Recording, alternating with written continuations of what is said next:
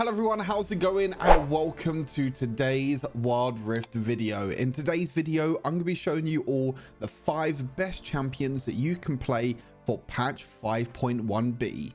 First up in the Baron lane, we have Garen. Now, Garen is one of the easiest champions that you will ever pick up in the Baron lane. If you're ever auto-filled in the Baron lane, just pick up Garen. Super easy to play and doesn't require any skill at all. And on top of this, his spin to win got even stronger. The third ability, Judgment, the AD ratio got increased at every single level. This means you can max this ability first and do so much damage to both enemy champions and also be able to clear the wave super quickly so you can roam around the map and make a difference for your team. On top of this, his other abilities like his second ability, Courage, also got a buff, increasing the duration of the damage reduction and also increasing the damage reduction for the first second, meaning that if you time this correctly, you can dodge and reduce the damage of a lot of high burst damage skills. And also the passive Perseverance, the health regeneration going up,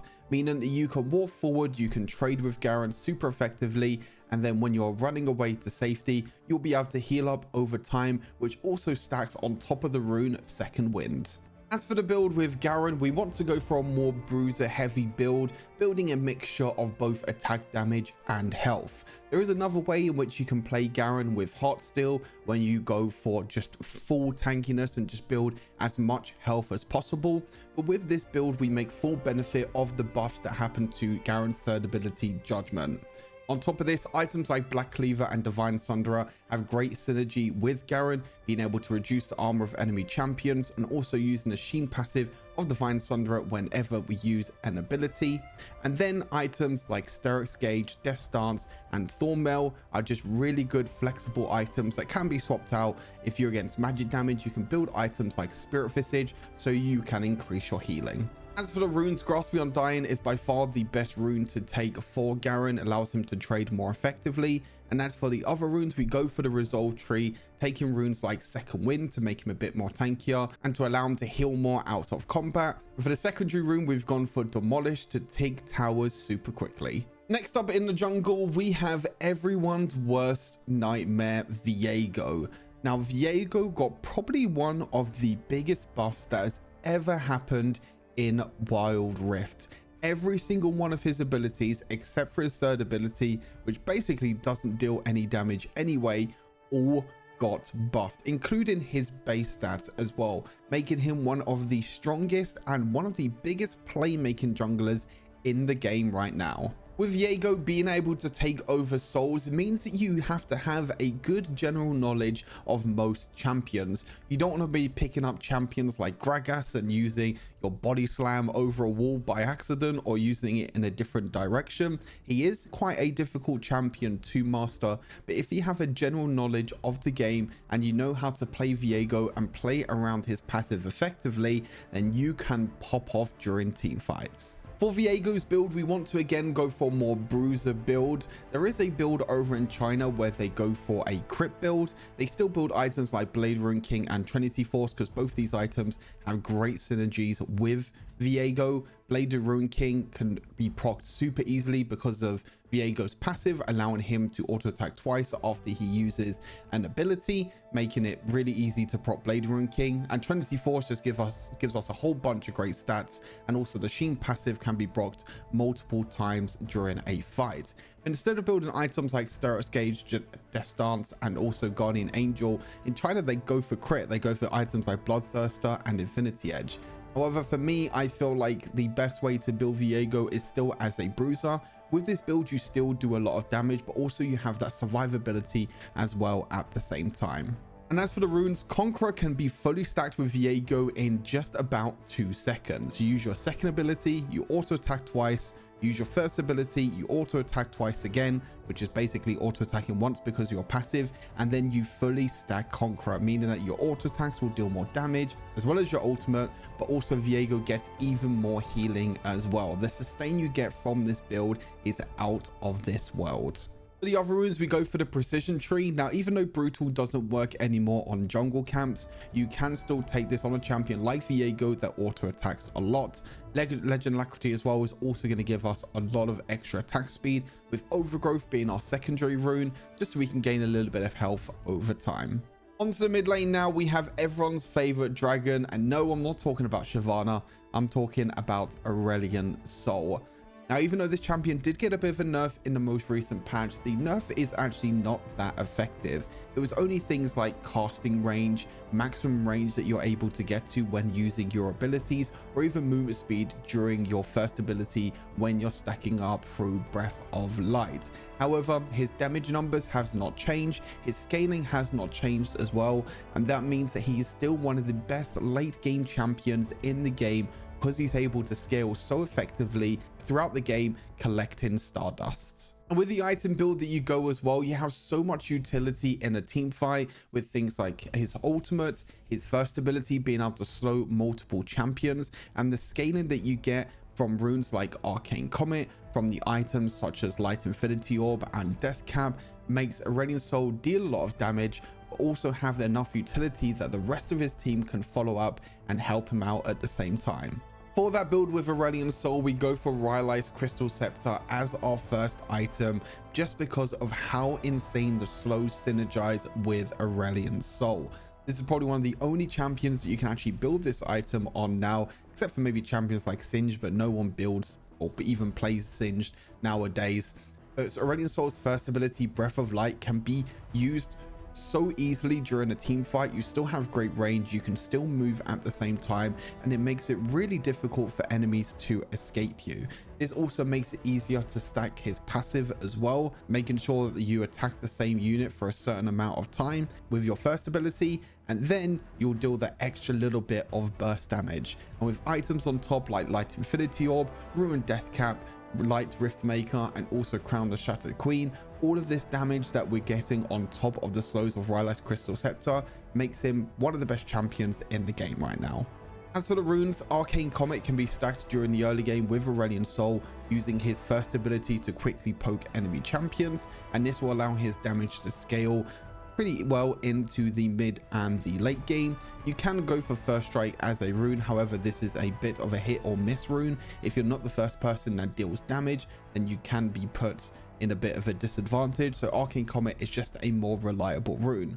As for the rest of the runes, it's completely flexible. You can go for the Resolve Tree, which you go for more defensive runes like Nullifying Orb and Bone Plating. You can go for Inspiration if you feel like you need more mana with things like Mana Flow Band. You have Sweet Tooth as well for the laning phase.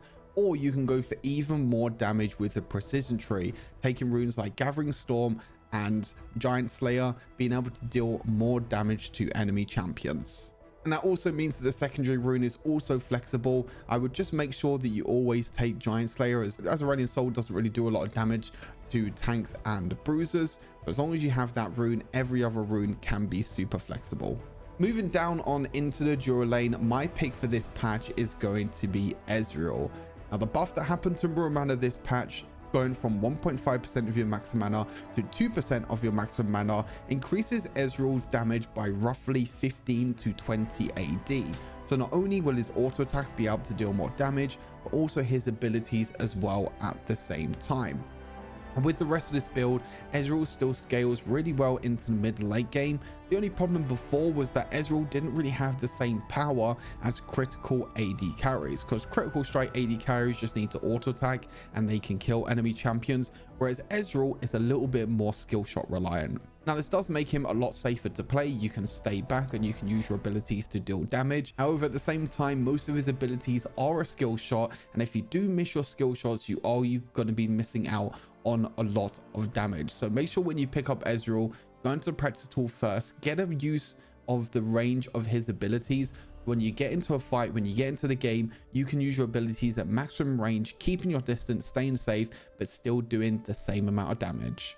For the build with Ezreal, you want to make sure that you build Muramana as your first item, even before boots, making that stacking happen as early as possible. You want Manamune to be stacked to Muramana ASAP.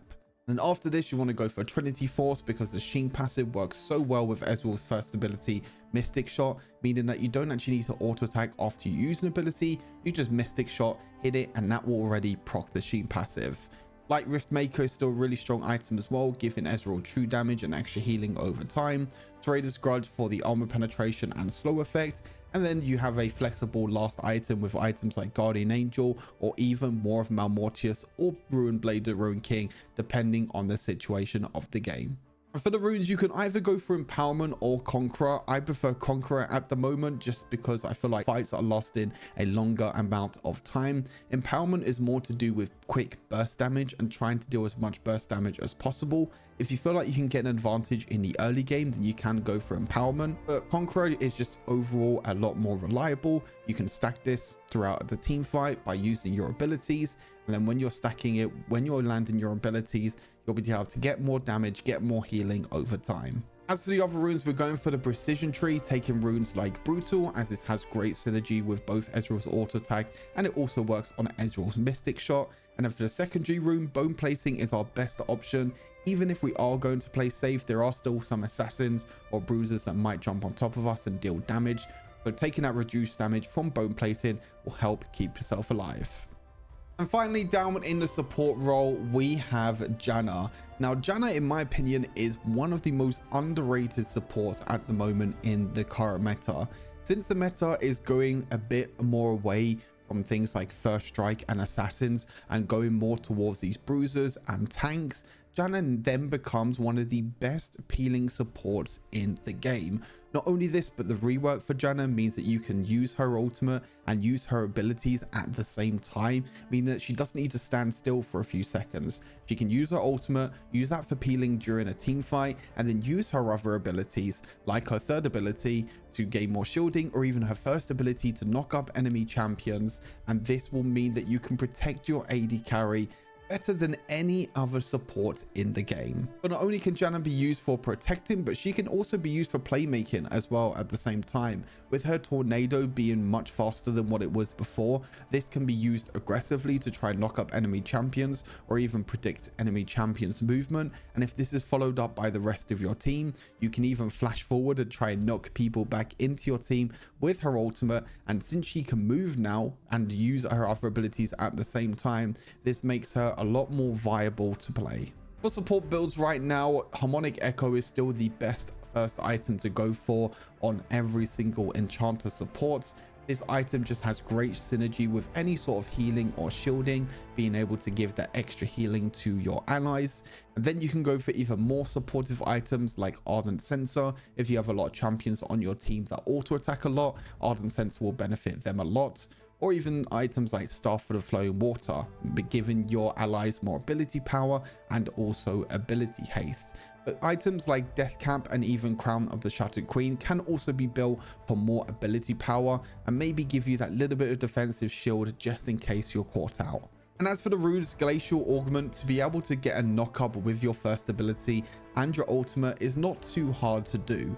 And this on top of Glacial Augments, then raise that go around the enemy champions with the slows, making it super difficult for enemy champions to escape, making your playmaking a lot more reliable as well. You don't have to rely too much on landing 2 of your tornadoes. You can land 1 tornado, proc Glacial Augment, the slows will just be way too difficult for the enemies to escape, so you can easily land your second tornado, or allied champions can just walk up and be able to follow up from your crowd control that you offer.